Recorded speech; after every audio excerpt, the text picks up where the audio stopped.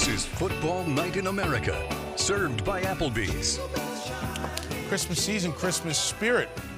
All the poinsettias, all the plants, all the shopping, and the Cowboys plane that didn't work after the game on Sunday night. Merry Christmas. It's so tough for Dallas. If you didn't hear the story, Mike Tirico, Tony Dungy, Mike Florio, Rodney Harrison. If you didn't hear the story, here the Cowboys, everything that's happened to them this year, they lose to the Eagles. They lose control of winning the NFC East on their own. Then they get to the airport and the plane is deemed not worthy of flying, so they have a delay. It has been that kind of day, month, and year for the Cowboys. Nothing can be worse than that either. That happened to me my first year in coaching. I'm with the Steelers. We played on Thanksgiving in Detroit, lost 45-3 to Billy Sims. The plane broke down. They had to part. They couldn't get it from any place else. We sat there all night, and it's just horrible. The Cowboys will not be in a good mood. Well, there's not going to be a lot of good feelings around Dallas as well. Rodney, I'll start with you. What's your reaction to the Cowboys-Eagles game on Sunday? You know, I was just really disappointed in the Cowboys because they're always so up and down. You know, one week Zeke runs the ball well. The next week they shut him down. Amari Cooper has really, to me, he's been a disappointment at times. He just never really shows up. And I just question the leadership on that team. You got to have leaders to be able to overcome maybe what you lack in coaching. And then how about their defense? You're playing a team that don't have their wide receivers. Zach Ertz is out part of the game, hurt. Yeah. And then you see all these backup players and Goddard just making plays all over the field against this defense. And none of it surprised me, just because the Cowboys had it all fall together last week against the Rams. We've seen how inconsistent they've been all year long. If this game had been played in Dallas, I'd have felt differently. But to go on the road to Philly with the Eagles knowing what was at stake, and we've seen them 2017 in the playoffs when no one believed in them they'd win. Last year they were 4-6. They got it together, made it to the playoffs. They have something special going under Doug Peterson. They need to bottle that and use it in September, October, November so they don't get into these spots. And we should speak of Carson Wentz because I think because of the Cowboys profile and because Jerry is always doing the press conferences, all the stuff that's been swirling around Jason Garrett, they get the first line. But Philadelphia and Carson Wentz, in his biggest game that he's had to play at home, gets the win and gives Philly a chance next week against the Giants to win the division. Yeah, and you saw him today, scrambling out of the pocket, diving for first downs, throwing the ball to backup receivers, hitting the tight ends in the seam, just doing everything that they needed to win with no Alshon Jeffrey, no Nelson Aguilar.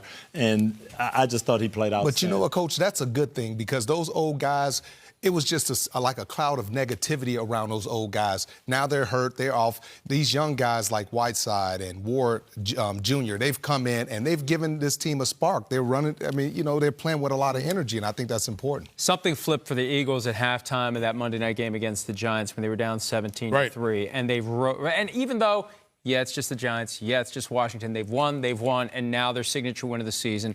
And here they are. All they have to do is not lose to the Giants on Sunday. Watch out. Their division. Tony, I know you were going to go there. I was going to ask you next. Watch out. You know, you played an emotional game. We saw these guys, and we had the huddle mic'd up. And, hey, this is it. This is it. We've got to show the Cowboys, big rivalry game. You lay it all on the line. You do it. Now you're going to New York, and everybody figures you're going to win. Daniel Jones, they put up 552 yards. They're moving the ball. Saquon is playing good football now. This is not going to be an easy game. But I think the game plan is going to be very similar to what the game plan was against the Dallas Cowboys. They're going to load up that box. They're going to force the young quarterback to beat them. And, you know, I mean, you got to think about it. He's a young quarterback, too. He's playing on a big stage. You guys weren't in situations often where you were playing for nothing in that final game of the season, but I'm just curious the observation of the mentality of teams like that and the mentality of a team like the Giants, given the rivalry. That's the one situation where you can see MetLife Stadium come alive in Week 17. It absolutely will. My first year in Tampa, we were in that situation. We were 5-10. We're playing the Chicago Bears, and that's what I told the team. This is not a playoff game, but we're going to treat it like a playoff game. This is our rival. We got to beat them and set the stage for next year. And I could see Pat Shurmur and the Giants looking just that way. Hey, next year we're going to be in this situation where if we win, we'll be in the playoffs. I want to practice just like this. I want to play. I want to knock these guys out of the playoffs. We'll see. I like Philly this week. I know where you're going, but I like Philly this week. It's a good conversation. And by the way, Washington will not lay down against Dallas either. No. And if both teams lose, Philadelphia would get into the playoffs. So that is number one. Number two belongs to you. Question 2, how worried about the Seahawks are you after this loss and their injuries? I'm extremely worried about them because, the staple of their offense is the run game. And when you have your starting running back and your backup running back and then your backup running back, they get hurt, like where are you going to get a starting running back from? Practice squad, he doesn't have a lot of experience. So now everything falls on Russell Wilson's hands, on his shoulders. And I just don't know. I think he's at his very best when they're running the football. He's using play-action pass, running around, making plays. And it feels like they've reached the critical mass of injuries. They've had guys on defense. Quandre Diggs, the guy they acquired from the Lions in trade, had been so good. Jadeveon Clowney's been injured. He had that best game of his life against the 49ers the last time around. Will he be available next week?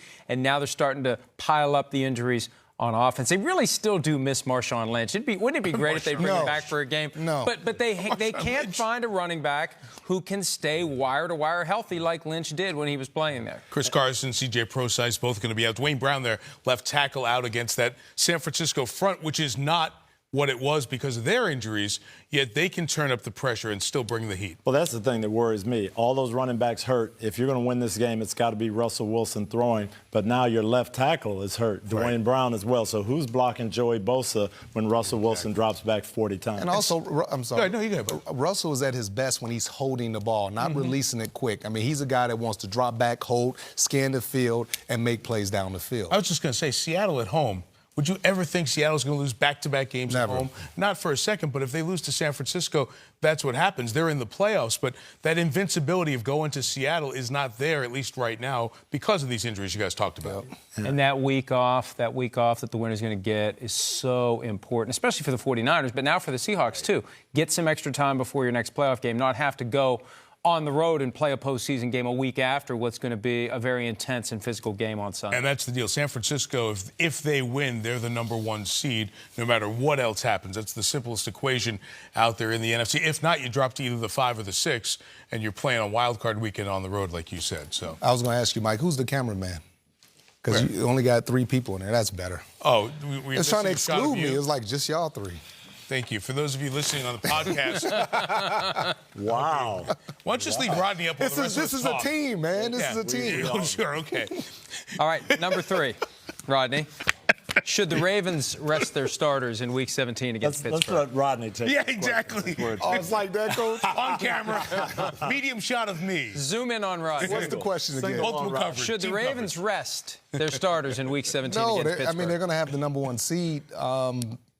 They have nothing to play for. Nothing to play for, no. I mean, as a player, I don't want 3 weeks of rest. I want 2 weeks of rest, but I want to play at least a quarter just to make sure, go out there and feel pretty comfortable. So Rodney's going to say, hey, we need to play all our guys. How are you going to feel if your quarterback, Lamar Jackson, the MVP of the league. Hey, you wanted to be on camera. Tony's asking you a question. If Lamar Jackson, the MVP of the league, gets hurt in a game that doesn't mean anything?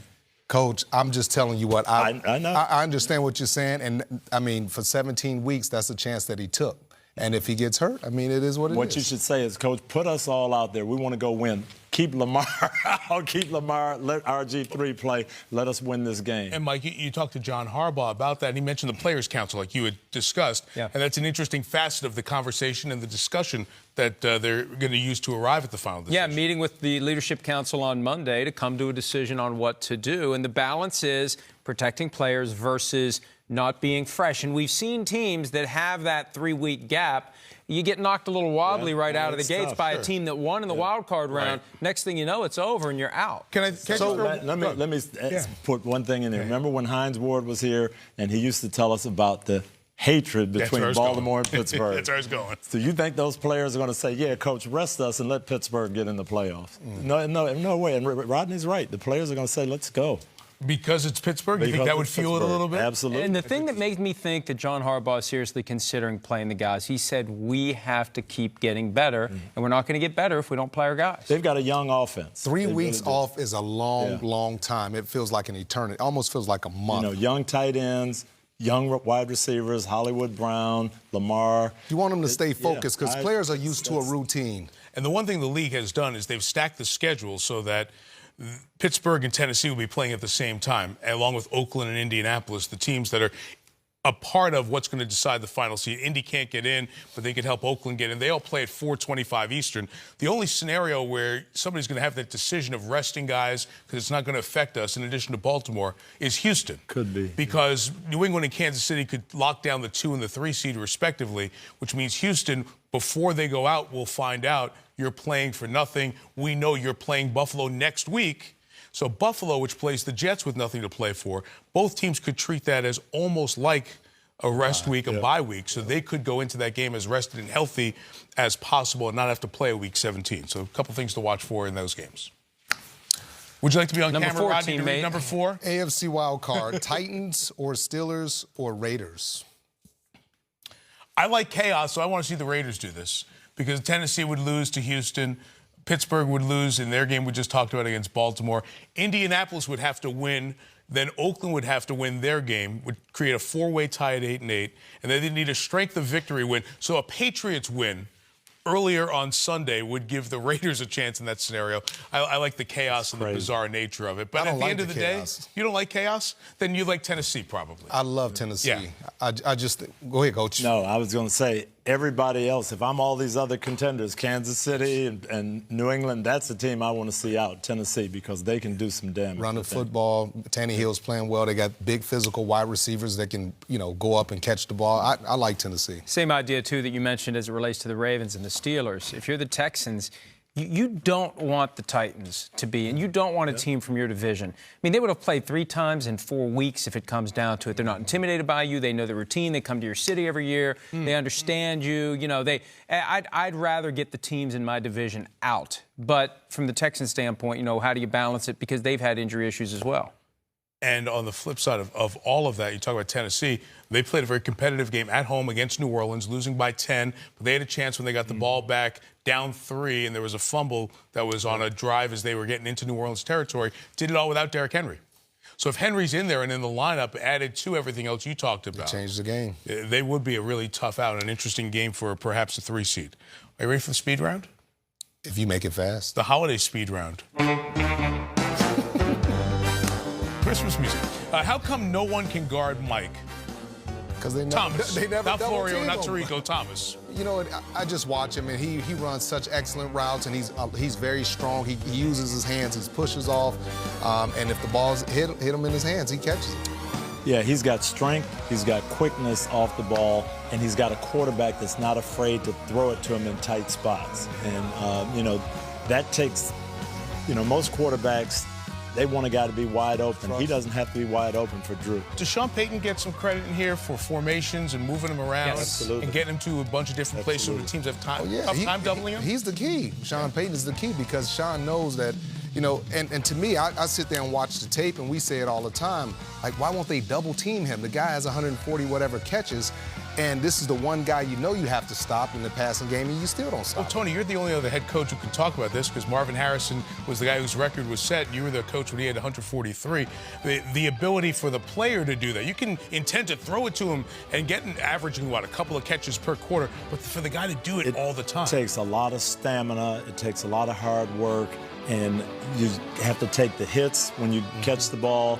And you have to know that, hey, I'm going to be the focal point of the defense. And you can't get frustrated if you go a series or 2 and not get balls. It takes a lot of mental and physical toughness. And Sean Payton spends as much time as anyone, if not more, constantly looking for ideas, plays that other teams use that work, different ways to beat a defense. And he's constantly thinking and thinking and thinking. When you have great players, it makes it easier to implement those plans, but he comes up with those plays that spring Michael Thomas wide open. And Thomas has been targeted 176 times this year, and he's caught 145. I mean, he's over 80% of the balls that come his way, 12 a week. I mean, he's going to end up with 155 if that trend holds. 12 a week, targeted 3 a quarter. You talked to Thomas, too. Was it a big deal to him?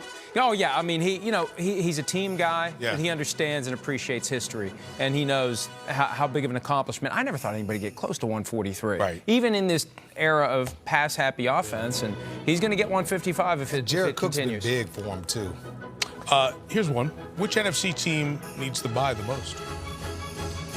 Seattle needs it the most. Yeah, well, I don't think they can get it. But I don't know how many of those guys are coming back. I think the 49ers really need it because you can just feel that they're limping to the finish line. I think the 49ers would benefit from it, too. First thing you do to fix the Browns. I'm moving quick, Rodney. Fire the head coach.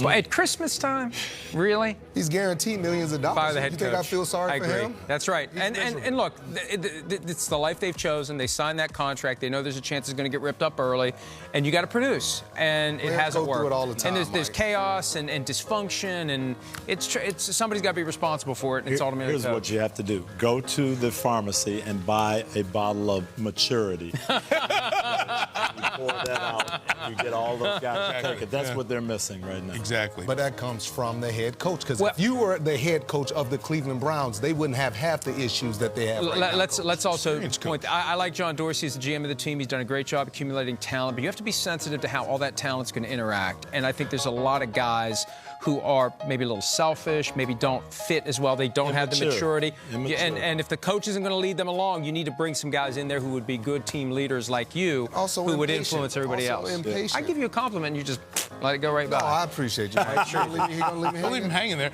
Who's the coach of the year? On the other side of this conversation. As you guys go through your minds and scan that. I got one. You ready? Go ahead. If you know, if you got, go ahead. I think it's got. I thought Sean Payton for the longest time because of going 5-0 with Drew Brees out. Right. But when you look at how the Ravens have revolutionized offense, and we were skeptical during the offseason. Oh yeah, sure. Well, what can they do? Football's football. John Harbaugh's done a fantastic job of believing in Lamar Jackson, getting the most out of Lamar Jackson, getting the most out of an offense that has just been dominant. They've been a phenomenon this year, and I think he deserves consideration. I didn't even think they'd make the playoffs. I think a lot of us were leaning towards Mike Tomlin when the Steelers looked like they were going to make it. Now that they're not, Kyle Shanahan's name I would throw out there because they were not in the playoffs. They have a chance to be the #1 seed. I'm also going to give you Sean McDermott, too. That was what Buffalo has done. And I did their game Saturday in New England. I went up there during the week. And you know that culture change we all talk about, they're doing it. Their building has great energy.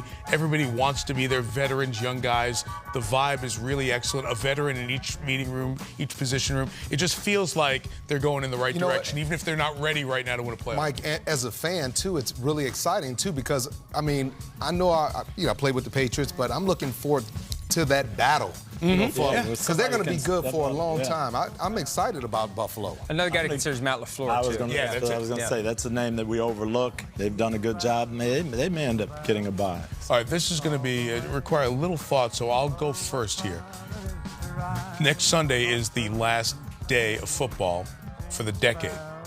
What was the play of the decade in the National Football League? Oh, Odell Beckham. Odell Beckham, one-hand grab on Sunday Night Football. All right. He changed the culture, not only just with the catch, but with his hair, because you had so many kids across the country dyeing their hair, and all of a sudden, remember we used to talk about gloves? Yeah. Now everybody's trying to catch the ball with one hand. Absolutely. Yeah. So and we're seeing it in games. That's great. That's a great one. I was going to go with the Malcolm Butler play. Good. I was going to say that, too. To win a Super Bowl on the last play of the game, it's win or lose. That was amazing. And what it would have meant for Seattle and what it has meant really for New England, the Generation 2 at the back end of each decade. I hadn't thought of that one, but you're absolutely right. And I think it took the Seahawks multiple years to get past it. You almost had a group of guys there that they had to get rid of because they couldn't get over it. Yeah, because it killed a dynasty, really, in that one moment. There's a bunch of different ones you can throw. You can throw out the Dante Hightower sack in the Super Bowl that changed the course of that game, that put New England at a different platform and took an Atlanta team that was forever 28-3 close. Or you can flip that and say the dumb play calling by Kyle Shanahan. Yeah, but it's a one play. It's a one play of the Philly decade special. type thing. Philly special I is mean, the Atlanta other would be Super Bowl champions. Philly right? Philly What special. about Edelman? Oh, yeah, the Edelman catch off the ground. Yep. Yeah. It's good. It's a good conversation. Right. So you can have that around your eggnog and the holiday and the chest. By the way, there's an elf on the shelf behind you, Rodney. It's been there the entire month.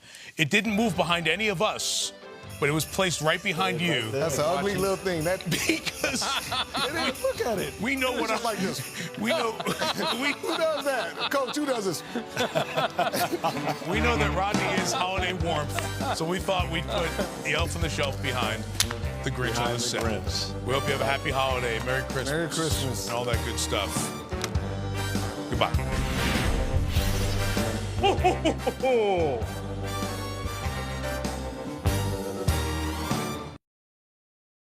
I'm Mike Tirico, and thanks for watching. Make sure to hit subscribe for the latest news and highlights from NBC Sports.